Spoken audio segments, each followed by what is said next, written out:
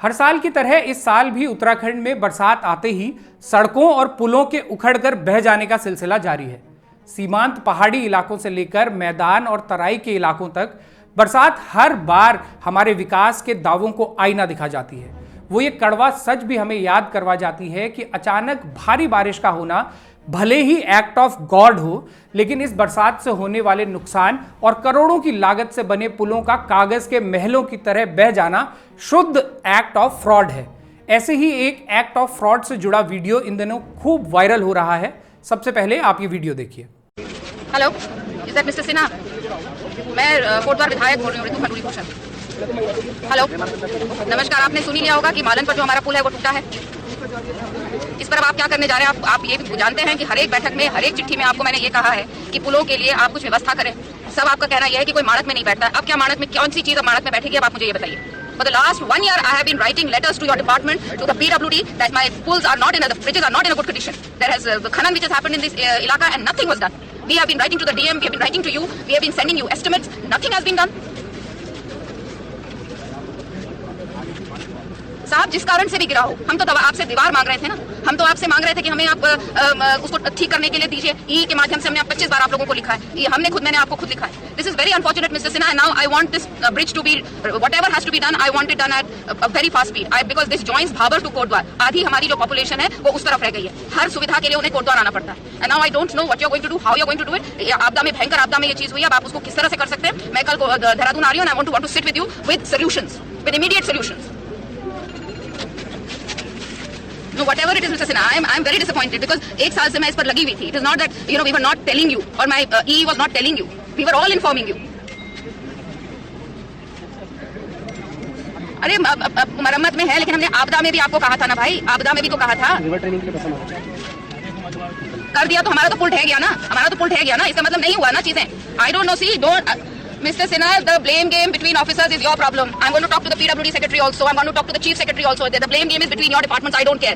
मैंने आपको इन्फॉर्म किया था और सबको किया था, चीफ सेक्रेटरी से लेकर और PWD सेक्रेटरी से लेकर, और सबको चिट्ठियां गई हैं। Now it is your issue. You solve whose blame, whose game. I don't care. मुझे I want the now it is done and dusted. It is done now. We cannot do anything. But how soon can you give me a bridge? That is the question now. इस video में कोटद्वार विधायक और विधानसभा अध्यक्ष ऋतु खंडूरी आपदा प्रबंधन के सचिव doctor Ranjit Sinha पर अपनी नाराजगी जाहिर करते हुए बता रही हैं कि वे पिछले 1 साल से लगातार इस पुल के कमजोर होने के बारे में अफसरों को चेताती रही, लेकिन फिर भी कोई कार्रवाई नहीं की गई। इस बातचीत में विधानसभा अध्यक्ष की कही एक लाइन पर सबसे ज्यादा गौर किए जाने की जरूरत है। वो कहती हैं, देयर हैज बीन खनन which has happened in this इलाका and nothing was done. We have been writing to the DM, we have been writing to you, we have been sending you estimates, nothing has been done. ऋतु खंडूरी की कही ये line social media पर खूब viral हो रही है। कई लोग उनकी हिंदी मिश्रित अंग्रेजी के लिए उनकी खिंचाई भी करने लगे हैं।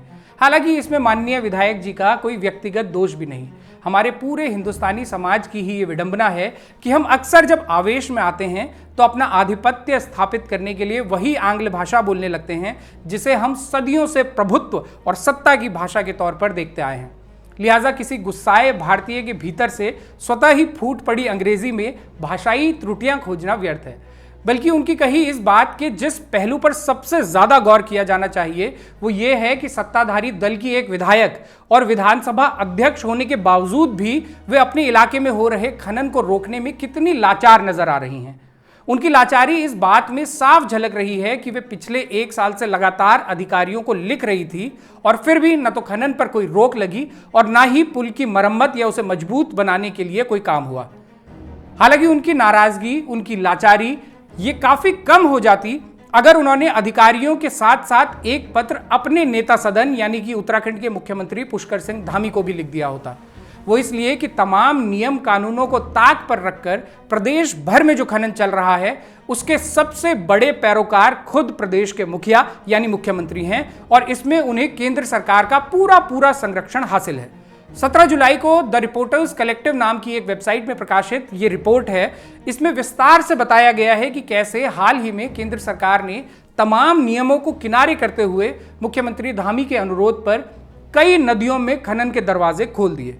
इस रिपोर्ट के अनुसार बीती 18 फरवरी को मुख्यमंत्री धामी केंद्रीय पर्यावरण मंत्री भूपेंद्र यादव से मिलने दिल्ली पहुंचे थे उनकी इस मीटिंग का उद्देश्य था कि प्रदेश की 4 नदियों में खनन करते रहने की अनुमति उन्हें जल्द से जल्द दे दी जाए।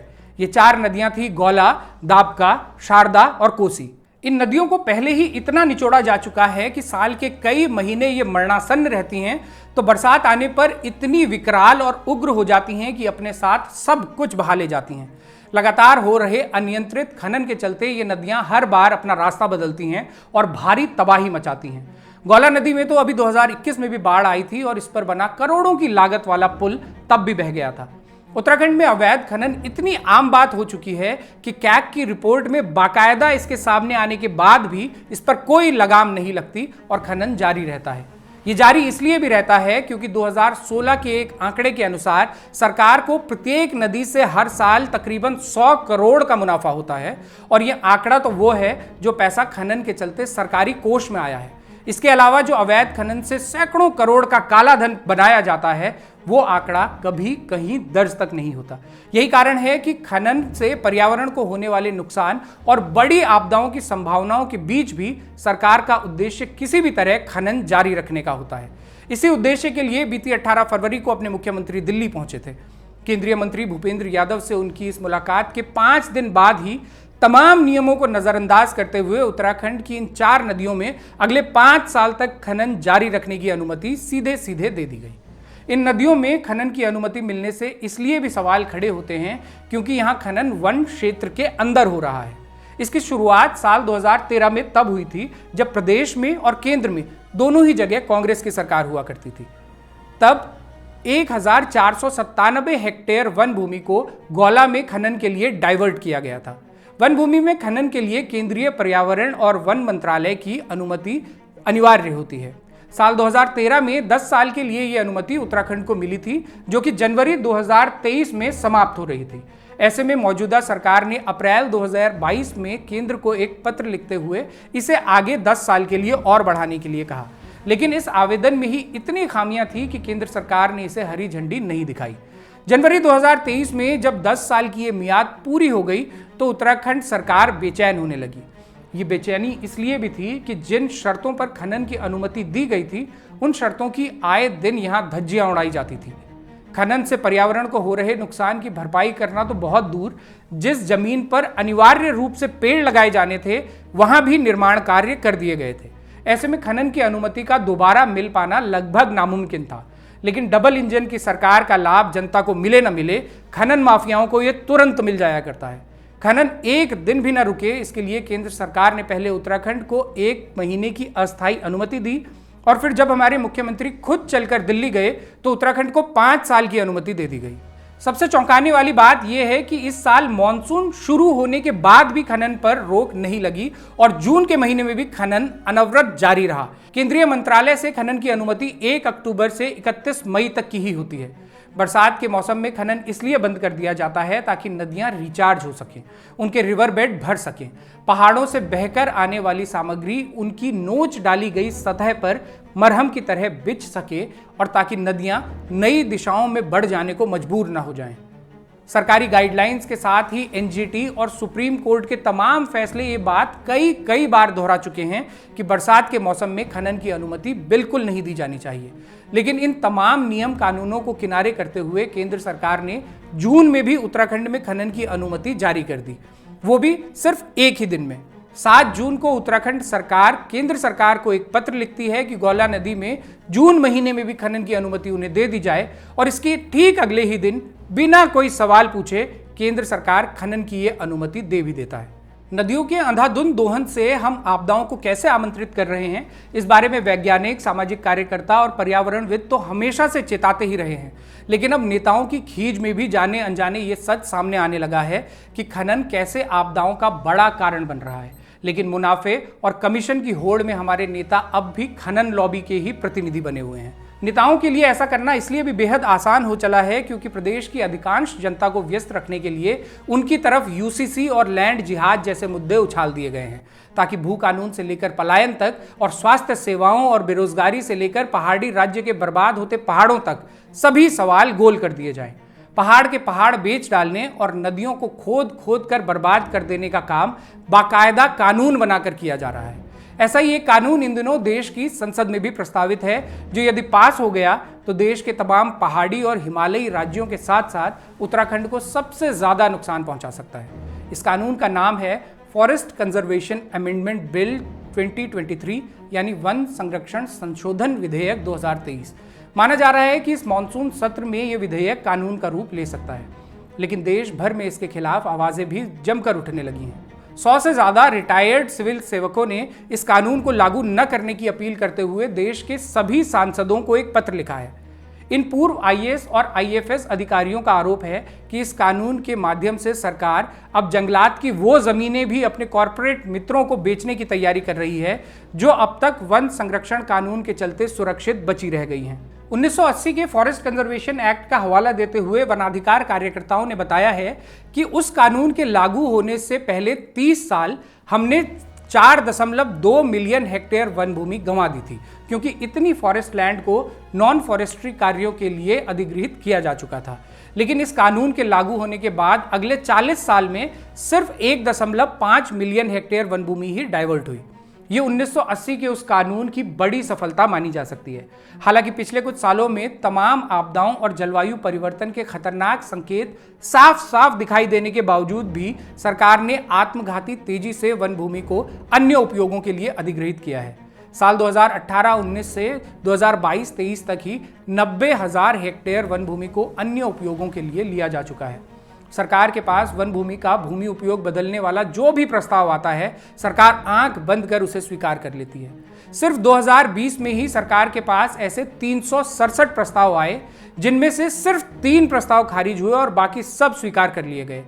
14,855 हेक्टेयर वन भूमि को सिर्फ इस एक साल में ही समाप्त कर दिया गया। इतना तो तब कर दिया गया जब वन संरक्षण अधिनियम जैसा मजबूत कानून अस्तित्व में था। अब तो इस संशोधन विधेयक के जरिए उस कानून को ही पतला करने की लगातार तैयारी की जा रही है। इस विधेयक में वन भूमि को अन्य उपयोगों के लिए इस्तेमाल करने के तमाम दरवाजे खोल दिए गए हैं। मसलन अंतर्राष्ट्रीय सीमाओं से लगते 100 किलोमीटर के क्षेत्र में आने वाले वनों को सरकार अन्य उपयोगों में ला सकती है। इस प्रावधान के चलते उत्तराखंड समेत पूर्वोत्तर के सभी राज्यों के जंगल 1980 के कानून की सुरक्षा के दायरे से बाहर हो जाते हैं। इसके अलावा हाईवे और रेलवे के किनारे बसे जंगलों को भी 1980 के कानून के दायरे से बाहर किया जाएगा और चिड़ियाघर या जंगल सफारी के लिए किसी भी जंगल को खोला जा सकेगा। और सबसे चिंता वाला प्रावधान तो ये है कि ऐसे किसी भी काम के लिए सरकार वन भूमि का उपयोग बदल सकती है, जो काम सरकार को उचित लगे। इस विधेयक को सुप्रीम कोर्ट के साल 1996 के उस ऐतिहासिक फैसले के खिलाफ भी माना जा रहा है, जो सुप्रीम कोर्ट ने गोदावर्मन केस में सुनाया था। उस केस में कोर्ट ने यह माना था कि फॉरेस्ट का मतलब सिर्फ वही क्षेत्र नहीं है जिसे आधिकारिक तौर से सरकारी दस्तावेजों में फॉरेस्ट बताया गया हो, बल्कि वो तमाम इलाके भी फॉरेस्ट माने जाएं जो डिक्शनरी में दी गई फॉरेस्ट की परिभाषा पर खरे उतरते हैं। लेकिन अब ये तमाम इलाके 1980 के उस कानून के संरक्षण से बाहर होने की कगार पर खड़े हैं।